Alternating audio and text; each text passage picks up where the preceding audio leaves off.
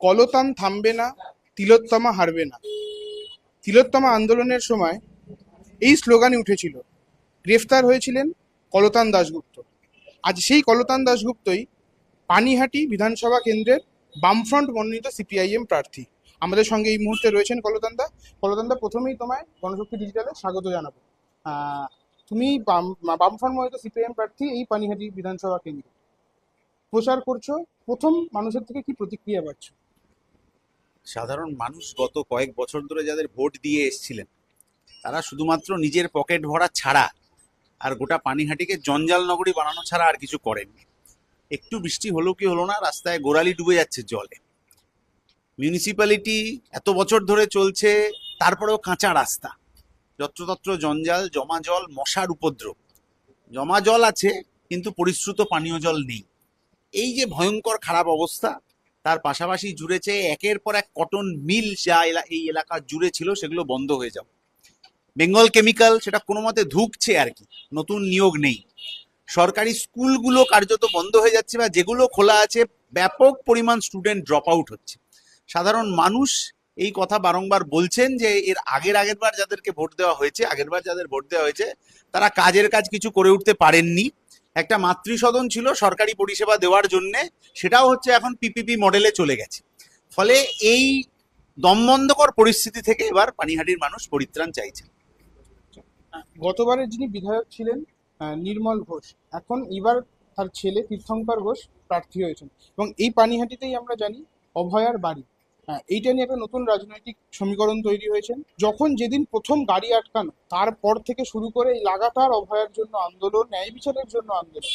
সেইখানে তো কোনো রাজনৈতিক কোনো দল ছিল না, ঝান্ডা ছিল না, বা কোনো রাজনৈতিক স্বার্থ চরিতার্থ করার ব্যাপার ছিল না। সেই আন্দোলনে তোমরা নেতৃত্ব দিয়েছো। সেই আন্দোলনের মুখ হিসাবে তুমি এই ঘটনাকে কিভাবে দেখছো? এই ব্যাপারে অভয়ার আন্দোলনের মুখ যদি কেউ হয়, তাহলে সাধারণ মানুষ। পানিহাটিতে রাত দখলের দিনে যে লাখো লাখো মানুষ এসেছিলেন, তার মধ্যে আলাদা কোনো মুখ খুঁজে পাওয়া মুশকিল। একইভাবে গোটা পৃথিবী জুড়ে যে রাত দখল হয়েছিল, ডাক্তারদের যে অবস্থান হয়েছিল, যে হ্যারাসমেন্ট হয়েছিল, তাতে আলাদা করে কোনো মুখ খুঁজে পাওয়া যায় না। গোটা যে জমায়েত, হাজার হাজার লাখো লাখো মানুষ, তারাই মুখ ছিলেন। এবং তাদের আপনি যদি রাজনীতি বলেন, তাহলে একটাই রাজনীতি ছিল যে অভয়ার বিচার চাই, অভয়াদের বিচার চাই। হাতরাস কামদুনি থেকে আরম্ভ করে পার্ক স্ট্রিট, উন্নাও হয়ে সাউথ কলকাতা ল কলেজ পর্যন্ত প্রতিটা ঘটনায় অভয়াদের বিচার চাই। আর যাতে কাউকে অভয়ার নাম নিয়ে জীবন থেকে চলে যেতে না হয়, এই কথা বলেই সাধারণ মানুষ লড়াইতে নেমেছিল। সেই লড়াই এখনো প্রাসঙ্গিক, কারণ রাজ্য সরকারের যা তদন্ত, কার্যত সেই পথেই সিবিআই চলেছে। সেটিংটা আরো দৃঢ়ভাবে ওরা পরিষ্কার করেছে যে তৃণমূল বিজেপির মধ্যে কি সেটিং আছে। ফলে ওই সেটিংটা ভেঙে চুরে ছাড়খাড় করে দিতে হবে, এবং অভয়ার বিচারের দাবিতে, অভয়াদের বিচারের দাবিতে আমাদের যে লড়াইয়ের রাস্তা, ওইখান থেকে আমাদেরকে কেউ সরাতে পারবে না। তুমি সেটিং এর কথা বললে, এই মোহন ভাগবত আরএসএস এর প্রধান, তিনি এসে কলকাতায় এসে বলেছিলেন যে এ রাজ্যের সরকার, মুখ্যমন্ত্রী যে পথে কি বলে করবেন, সেই দিকেই যেন করা হয়, সেটাই শেষ ধরা হয়। এবং উল্টো দিকে দেখা যাচ্ছে বিজেপির একটা গোটা মানে রাজ্য জুড়ে একটা বিভাজনের রাজনীতি। সেই বিভাজনের রাজনীতিকে হারানোর জন্য এবং এই সেটিং এর রাজনীতিকে হারানোর জন্য তোমরা বাড়তি কি সচেতনতা দিচ্ছ, এবং মানুষের থেকে কি বার্তা নিচ্ছ, এবং মানুষকে কি বার্তা দিচ্ছ বিভাজনের রাজনীতির বিরুদ্ধে? অভয়ার পরিবার কলকাতা পুলিশের তদন্তে সন্তুষ্ট না হয়ে স্বরাষ্ট্রমন্ত্রীকে চিঠি লিখেছিলেন যাতে তদন্ত ভালো করে হয়। এই চিঠি লেখার কয়েকদিনের মধ্যে স্বরাষ্ট্রমন্ত্রী উত্তর 24 পরগনা জেলায় মিটিং করতে এসেছিলেন ওর রাজনৈতিক দলের, কিন্তু অভয়ার বাড়ি যাওয়ার প্রয়োজন বোধ করেননি। কেন করেননি এটা আমরা জানতে চাই। অভয়ার পরিবার দিল্লি গেলেন, স্বরাষ্ট্রমন্ত্রীর সাথে অমুক তমুকের সাথে তাদের দেখা হলো না। কেন হলো না আমরা জানতে চাই। এই যে বিরল অপরাধের পরেও কেন তাদের সাথে দেখা করা হলো না।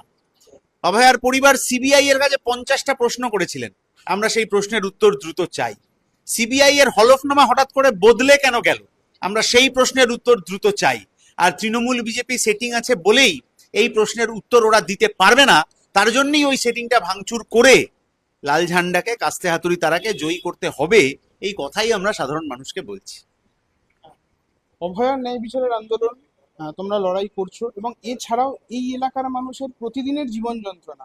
আমরা জানি পানিহাটি স্টেট জেনারেল হসপিটাল, উল্টো দিকে দাঁড়িয়ে একদিকে যেমন এই পানিহাটি বিধানসভা, একদিকে ছুঁয়েছে যেমন যশোর রোড, উল্টো দিকে এই জায়গাটা একদম মফস্বলের প্রধান প্রাণকেন্দ্র এই সোদপুর এলাকা।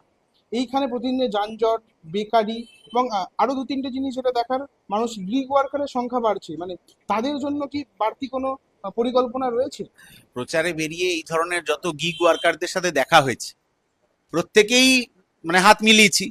আমি বলছি আপনার তো খুব তারা, বলছে হ্যাঁ এই সময়টা যদি একটু ভালো রোজগার করতে না পারি তাহলে সারাদিনে যা পে আউট আমাদের দেওয়া হয় তাতে আসলে সংসার চলার কথা নয়।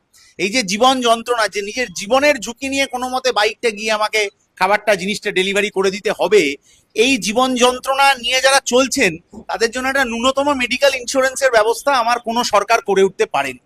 একটা এত বড় মিউনিসিপ্যালিটি এলাকা, এত ঐতিহ্যশালী জায়গা, সেখানে কেন কাঁচা রাস্তা থাকবে তার প্রশ্নের উত্তর সরকার দিতে পারেনি। উল্টে যেটা ওরা করেছিল, সিন্ডিকেট রাজকে আরো ভালো করে কায়েম করতে গিয়ে অমরাবতীর মাঠটাই বিক্রি করে দেওয়ার চক্রান্ত করেছিল, যেটা বামপন্থীরা এই লাল ঝান্ডা লড়াই করে সেই মাঠ বিক্রির চক্রান্ত রুখেছে।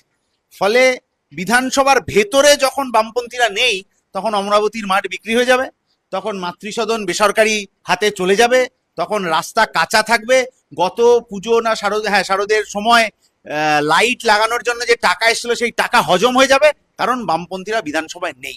তাহলে যদি এই স্টিয়ারিংটা বাদিকে ঘোরাতে হয় তাহলে বামপন্থীদের বিধানসভায় পাঠাতে হবে, তাহলে পানিহাটির রাস্তায় নতুন আলো লাগবে, তাহলে পানিহাটিতে সরকারি স্কুল খুলবে, তাহলে অমরাবতীর মাঠ বিক্রির চক্রান্ত সম্পূর্ণ ধ্বংস হয়ে যাবে, তাহলে ওই কটন মিলের যে জমি সেইখানে নতুন করে শিল্প তৈরির ব্যবস্থা হবে।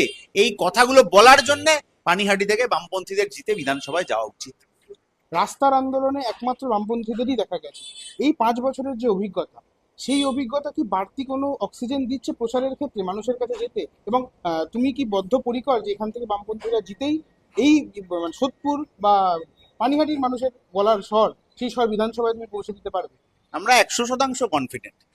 বিধানসভার ভেতরে চুরি জোচ্চুরির গন্ধ, দাঙ্গাবাজির গন্ধ, জাত ধর্মের বিভাজনের গন্ধ ভুলে গিয়ে বিধানসভার ভেতরে আসলে ঘামের গন্ধের লড়াইটা হতে হবে, এই কথাটাই আমরা বারংবার বলার চেষ্টা করছি। এবং নিশ্চিতভাবেই আমরা এই নির্বাচনের পর বিধানসভার ভেতরে ঘামের গন্ধের লড়াই, ঘামের কষ্টের লড়াইয়ের মূল্য ছিনিয়ে আনতে পারব। যেমনটা কলতান দাশগুপ্ত বলছেন, মানুষের রুটি রুজি এবং ঘামের গন্ধের লড়াই পৌঁছে দেবেন বিধানসভায়। আমাদেরও চোখ থাকবে সেদিকে। আপনাদের চোখ থাকুক গণশক্তি ডিজিটালে। এই ভিডিওটিকে লাইক করুন, আপনার গুরুত্বপূর্ণ মতামত কমেন্টের মাধ্যমে আমাদের জানান।